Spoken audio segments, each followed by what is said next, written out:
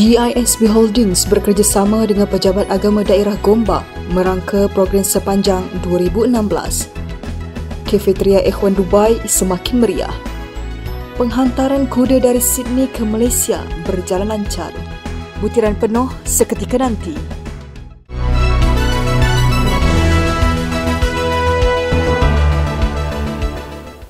Assalamualaikum, bismillahirrahmanirrahim. Dengan keberkatan Rasulullah sallallahu alaihi wasallam, pada 28 Januari baru-baru ini telah berlangsung satu pertemuan di antara pejabat agama Islam daerah Gombak bersama beberapa agensi lain untuk membincangkan kerjasama bagi program-program dakwah Jabatan Agama Islam Selangor JAIS untuk tahun 2016. GISB Holdings merupakan salah satu daripada agensi yang dijemput hadir. Selain daripada pejabat pendidikan daerah Gombak, agensi dadah kebangsaan dan wakil-wakil mukim, majlis telah dipengerusikan oleh Ustaz Khairi bin Zainal, Ketua Unit Dakwah dari Pejabat Agama Islam Daerah Gombak. Dengan keberkatan Rasulullah sallallahu alaihi wasallam, pada 28 Januari yang lalu telah diadakan satu pertemuan di antara Pejabat Agama Islam Daerah Gombak PAID bersama beberapa agensi lain untuk membincangkan kerjasama antara program-program dakwah Jabatan Agama Islam Selangor untuk tahun 2016. GISB Holdings merupakan salah satu daripada agensi yang dijemput hadir selain daripada Pejabat Pendidikan Gombak, agensi dadah kebangsaan dan wakil-wakil mukim. Majlis telah dipengerusikan oleh Ustaz Khairi bin Zainal, Ketua Unit Dakwah PAID. Di dalam pertemuan tersebut, GISB Holdings telah secara rasmi diberi tanggungjawab untuk mengendalikan program santai bersama belia, di mana pihak PAID menyerahkan sepenuhnya kepada GISB Holdings untuk merangka jadual program tersebut.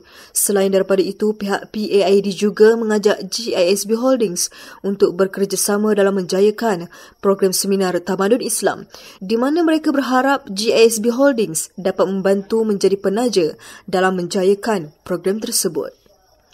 Mereka juga turut mengajak GISB Holdings untuk terlibat sama di dalam program-program lain anjuran PAID seperti program motivasi pelajar, program 3K bersama masyarakat.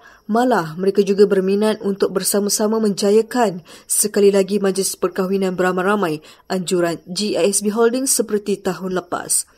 Moga-moga dengan kerjasama yang semakin erat di antara pihak JAIS dan GISB Holdings ini akan terus memberi manfaat kepada seluruh masyarakat untuk dibawa kepada Allah dan Rasul.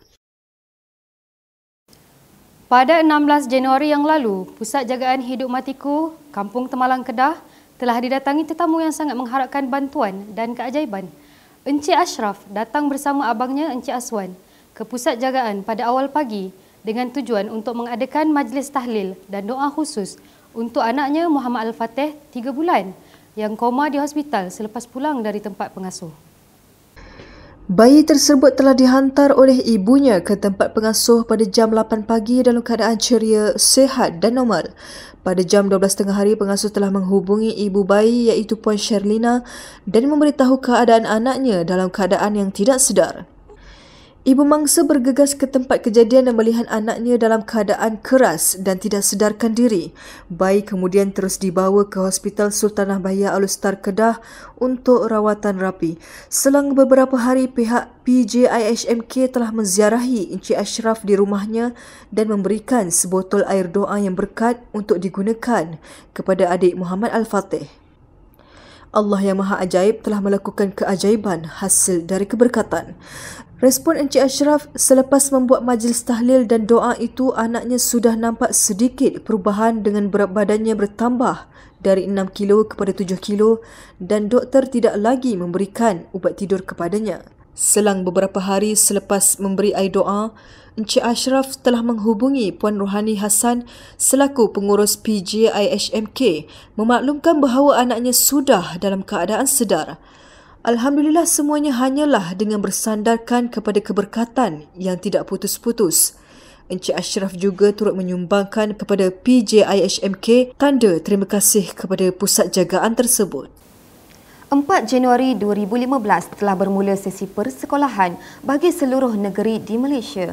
Mahat Tafiz wal Ulum Al-Ghazali telah memulakan sesi orientasi kepada para pelajar yang berumur dari 13 hingga 16 tahun. Selain daripada aktiviti-aktiviti rutin, beberapa sesi kuliah setiap kali selepas subuh dan malam telah dijadualkan sebagai pengisian untuk para pelajar. Kuliah disampaikan oleh tenaga pengajar atau murabbi. Para pelajar difahamkan dan dibawa tentang pentingnya menjaga disiplin ibadah seperti amalan berselawat sebelum azan dan solat berjemaah beserta pakej ibadah selepas solat. Penyusunan asrama dikemas kini semula bagi menangani keadaan yang mula padat dengan bertambahnya kemasukan pelajar baru. Minggu orientasi ini diakhiri dengan aktiviti ekspedisi. Sepanjang perjalanan, suasana tidak sunyi dengan pelbagai pengisian. Rombongan turut dibawa menziarahi daerah Rembau, sebuah tempat yang sedang dibangunkan untuk dijadikan galeri peninggalan kenangan Abu Ya Asy'ari Muhammad. Rombongan ekspedisi kemudiannya meneruskan perjalanan ke Port Dickson. Pelbagai aktiviti menarik diadakan selain pengisian hati oleh Encik Lutfi. MTUJ berharap agar setiap apa yang dilakukan mendapat keberkatan dan rahmat dari Allah agar segalanya dimudahkan dalam melaksanakan kerja-kerja mendidik bermatlamatkan takut kepada Allah dan rindu kepada Nabi. Pada 1 Januari 2015, bersamaan 20 Rabiul Awal, GISB Holding Zon Sabah 24 telah meraihkan sambutan Maulidur Rasul bertempat di perkarangan premis GISB Holding Sandakan. Majlis turut meraihkan anak-anak dari 4 buah rumah amal yang bernaung di bawah Yayasan Kebajikan Perkhidmatan dan Perubatan Malaysia dari daerah Ranau, Sandakan, Lahad Datu dan Tawau. Majlis ini dihadiri bukan sahaja dari kalangan kaki tangan GISB Holdings tetapi juga turut dimeriahkan oleh masyarakat setempat. Antara yang hadir undangan dari Persatuan Tindakan Wanita Islam Sabah bersama pengerusi Puan Hajah Kamsiah, rombongan ahli jawatan kuasa Rukun Tetangga Taman Indah Jaya bersama pengerusi Encik Manaf yang hadir seawal jam 7 pagi mengambil bahagian berarak bersama kaki tangan GISB Holdings. Dalam majlis tersebut, Datuk Tuan Mokhtar Tajuddin selaku pengarah Zon 1 Zon Sabah 24 telah membuat ucap tama yang begitu menyentuh hati. Beliau menceritakan tentang penderitaan Rasulullah dalam memperjuangkan Islam. Pelbagai acara pertandingan diadakan seminggu sebelum majlis diadakan yang dikendalikan oleh Barisan Kepimpinan Remaja Zon. Acara-acara ini disertai oleh anak-anak dari umur 2 tahun hingga peringkat remaja berumur 28 tahun. Semoga segala persediaan dan keterlibatan yang dibuat oleh mereka dipandang sebagai usaha memburu keberkatan majlis yang mulia itu. Majlis diakhiri dengan penyampaian hadiah kepada para pemenang.